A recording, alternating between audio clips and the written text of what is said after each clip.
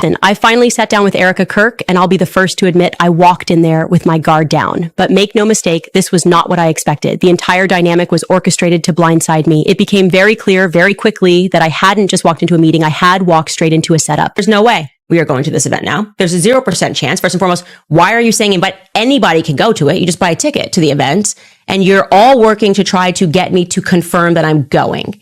And you're doing this as if you're trying to like push my buttons and be like, we got to make her get into her ego so she like shows up and like posts it on social media. Nope. Actually, while I'm attacking the feds, maybe not going to a public event, which the feds are organizing is probably a very good idea. I'm good. You know what I'm going to do? I'm going to listen to Power on my headphones and go see Ye. How's that for a memorial for Charlie Kirk? That feels like the right thing for me to do right now. Control. I would hope she's in full control, but I don't know because I'm hearing some stories about donors that are pushing things. I'm hearing about the pressure that's even happening with planning this event. And nope, you're right. You got me. I was not invited to speak alongside President Trump and JD Vance on the stage with Tucker Carlson at a memorial. Had somebody record her over Charlie Kirk's casket. That was not our business, truly. And I can say that decision was made by her. And there is, some credence to the claim that everybody grieves differently. I wouldn't even record myself over a casket ever. Okay. Some people maybe perhaps want to have that memory, but the decision to publish that, you crying over your husband's casket, and to publish his dead body on Instagram was a decision that was made by Erica. And we can watch that. Take a look. Oh, I love you. I love you. I love you. I love you. That same note, Blake Neff of Turning Point USA has now come out and said that it was Erica that directed them to have this live stream. And so now I want to know, did she sign off on that letter where, we are getting now referred to as Antifa because we won't stop asking questions about what happened on 9/10? Did she direct that, very insincere, he uses the word direct, insincere offer for me to come join them in a live stream? I need answers to all these questions. Plus boys wearing maroon, too many of them on the day of 9/10. We're going to get into all that. What was supposed to be a quiet, private sit-down to squash weeks of tension has now spiraled into one of the most unsettling celebrity controversies we've seen in a long time. Candace Owens met with Erika Kirk behind closed doors, no cameras, no live streams, no public commentary. And just hours later, Candace was reportedly rushed into an ambulance after a sudden medical emergency. Since then, the silence has been loud, the timing has raised eyebrows, and the internet is asking the one question no one seems willing to answer. What really happened in that room? Sources say the conversation turned uncomfortable fast. Questions were asked that weren't supposed to be asked, and now a meeting that was framed as productive is being dissected as something far darker. Add in weeks of escalating shade, whispers of intimidation, and Candace's own claims that she fears for her safety, and suddenly this isn't just drama anymore. It's a story that refuses to sit still. For weeks, the tension between Candace Owens and Erika Kirk had been simmering just below the surface, the kind of slow-burn public fallout that plays out in sub-tweets, side comments, and carefully worded statements that everyone knows are anything but accidental. So when the two of them suddenly announced they were pressing pause on the drama and agreeing to meet privately, it felt like a turning point. No cameras, no live streams, no public sparring, just two high-profile figures supposedly choosing maturity over mess and deciding to handle their issues behind closed doors like adults. On paper, it couldn't have looked more civil. Erika publicly shared that the two had agreed to an in-person conversation and that all public commentary would be put on hold until after the meeting. Candace echoed that sentiment, saying she was looking forward to the discussion. To outsiders, it read like a ceasefire, a reset, the kind of moment where everyone collectively exhales and thinks, maybe this finally puts an end to the chaos. After weeks of escalating tension, it appeared they were choosing resolution over spectacle. And that's exactly why people let their guard down. Fans, critics, and casual observers alike assumed this was the beginning of the end of the drama, not the start of something bigger. The language was calm. The tone was respectful. The promise was clear. Whatever issues existed would be handled privately, without dragging the public into it any further. For a brief moment, it looked like two powerful personalities had decided to de-escalate and move forward. But that calm, polished image is what makes everything that followed feel so jarring. Because when situations are framed as productive, mature, and civil, people don't expect secrecy, discomfort, or fallout. They expect closure. And what no one realized at the time was that this carefully curated calm wasn't the resolution. It was the quiet right before the storm. The meeting itself was presented as a win. Candace eventually confirmed that she and Erica had spent more than 4 hours together, describing the conversation as productive. On its face, that sounded reassuring. But longtime followers immediately noticed the cracks. For one, the update didn't come right away. Candace is known for being immediate, outspoken, and detailed when something significant happens in her world. She typically debriefs in real time, especially after moments of confrontation or resolution. This time, nearly an entire day passed before she said anything at all. And when she finally did speak, the tone felt different. The wording was careful, vague, almost restrained. There were no specifics, no fiery follow-ups, no confident breakdown of what had been resolved or clarified.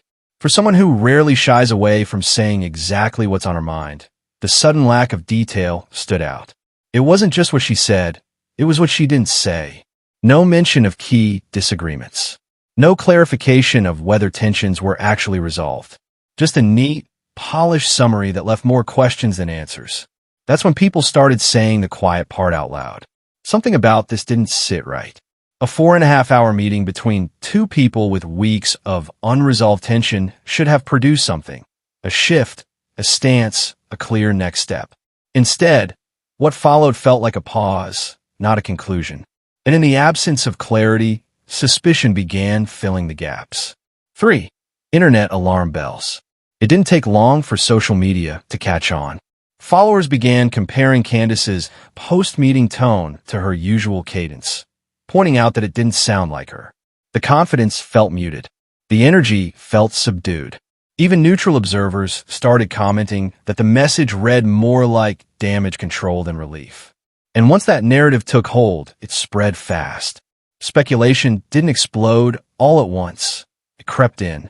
People started asking why she waited so long to speak. Why she was suddenly reluctant to share details.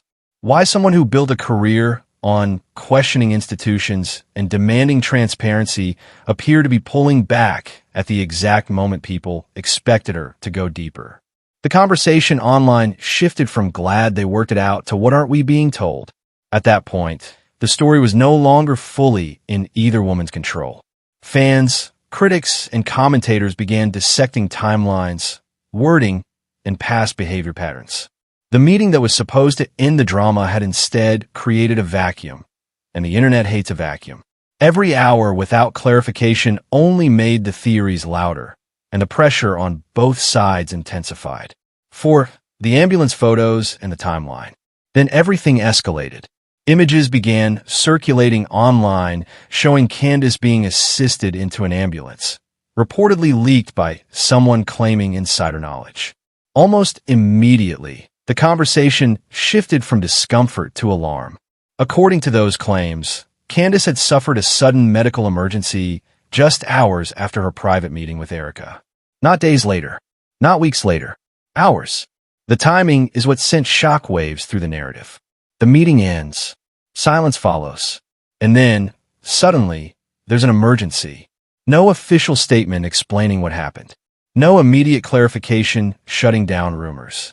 Just leaked photos, vague claims, and a rapidly tightening timeline that people couldn't ignore.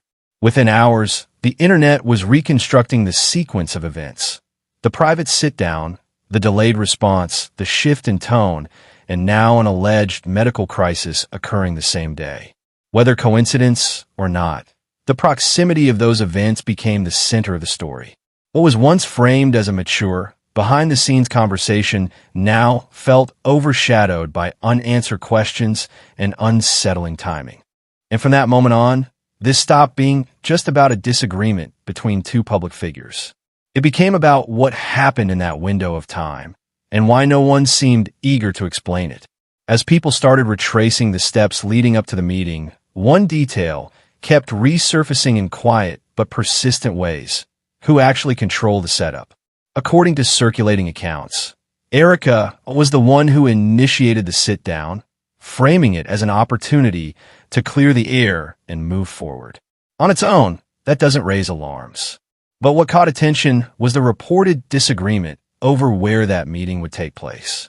Candace allegedly pushed for neutral ground, a setting that wouldn't belong to either side, while Erika reportedly insisted on a location of her choosing. Candace ultimately agreed, presenting it publicly as a gesture of good faith. That detail matters because it didn't exist in isolation. For critics watching closely, it fit into a broader pattern they felt they'd seen before.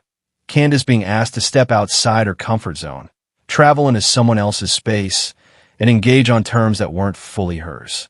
Again, no accusations, just pattern recognition. When similar situations had come up in the past, Candace had declined. This time, she didn't.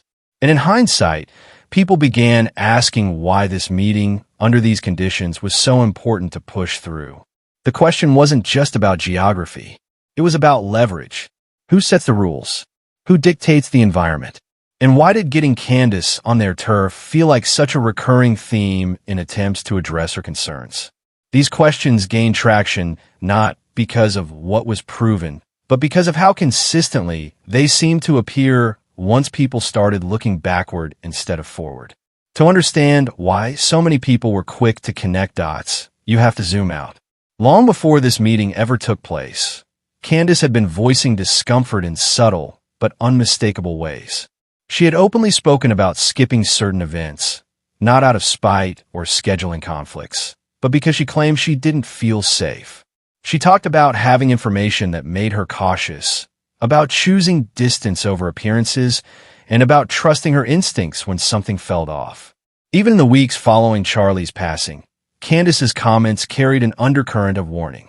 She didn't come out swinging immediately. Instead, she asked questions. She hinted at pressure behind the scenes. She suggested that not everyone involved was being transparent. And while she didn't always name names early on, listeners who were paying attention noticed who she wasn't offending. This is why many people didn't see the fallout as sudden. To them, it felt like a slow build that had finally reached a breaking point. The meeting wasn't the beginning of the tension. It was the culmination of months of unease, suspicion, and unresolved questions that Candace had been circling without fully landing on. What made the situation even harder to read was Candace's own conflicting messaging. One moment, she was praising Erika publicly, applauding her strength, her faith, and her grace in the face of unimaginable loss. Those statements painted a picture of compassion and respect, and for a while, it seemed like maybe the tension had been overstated by outsiders. But then the tone would shift. Subtle comments would follow. Side remarks that hinted at deeper issues. Questions that sounded less like curiosity and more like challenge. The praise and the shade existed side by side, creating emotional whiplash for anyone trying to understand where Candace truly stood. That push and pull only intensified audience engagement because it made the situation unpredictable. Was this reconciliation or restraint? Was Candace holding back out of respect? Or was she choosing her words carefully for another reason entirely? The inconsistency kept people watching, waiting for the moment when the balance tipped one way or the other. That moment came when Candace stopped speaking in general terms and started naming names. Instead of criticizing systems or vague forces, she began directly questioning individuals, organizations, and a lack of transparency surrounding Charlie's death. This wasn't shade anymore. It was confrontation. And once that line was crossed, there was no easy way back. By calling out specific people and challenging institutional narratives, Candace made it clear she was no longer interested in quiet concern or indirect commentary. She wanted answers. She wanted explanations. And she wanted them publicly. That shift changed everything. What had once been interpreted as grief, mixed with frustration, now looked like a deliberate refusal to back down. From that point on, the situation stopped being ambiguous. The tension was no longer implied, it was declared. And for better or worse, that decision locked everyone involved into a story that could no longer be softened, reframed, or quietly resolved behind closed doors. It was only a matter of time before Erica responded, and when she did, the tone was unmistakably emotional. Gone was the polished calm that marked earlier statements. In its place was frustration, raw, defensive, and deeply personal.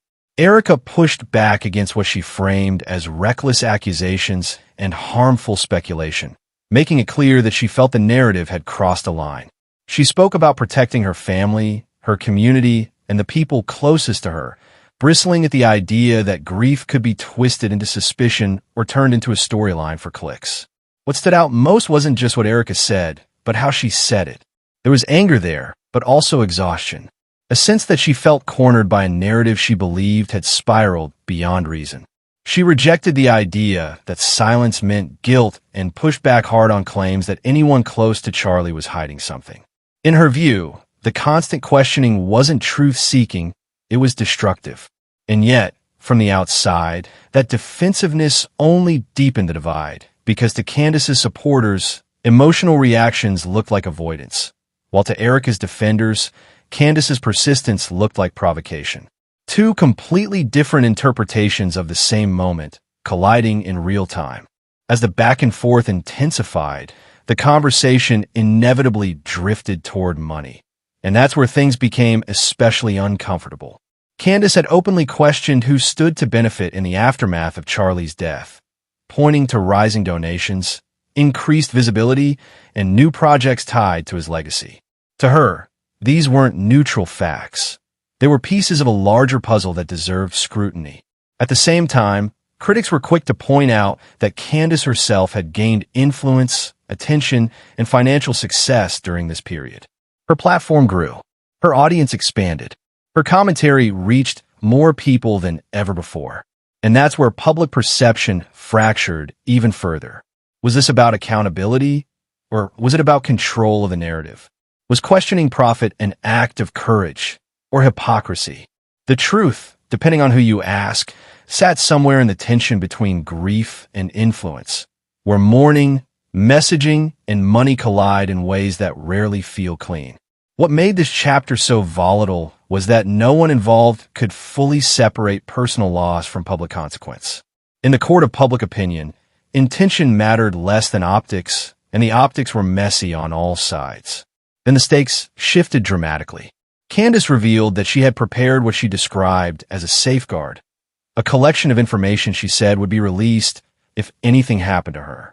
Texts, emails, documents, communications she claimed painted a clearer picture of what she'd been dealing with behind the scenes. She framed it not as a threat, but as protection, a way to ensure that her questions couldn't simply disappear if she did. That revelation reframed everything that came before it.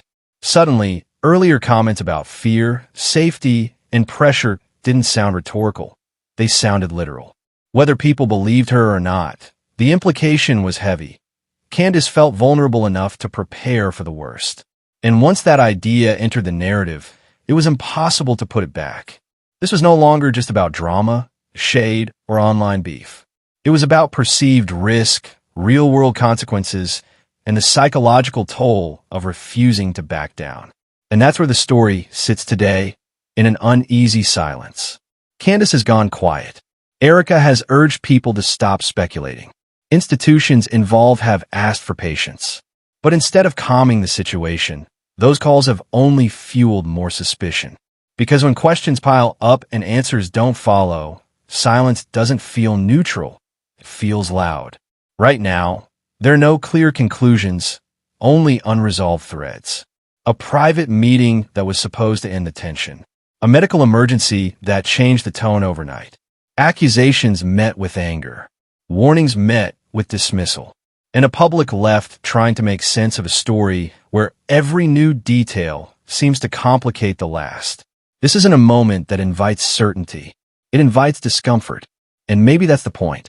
Because when someone repeatedly says they're scared, prepares contingencies, and then suddenly goes quiet, it forces people to ask whether ignoring the questions is really safer than asking them. One thing is clear. Whatever the truth is, this story isn't finished telling itself yet.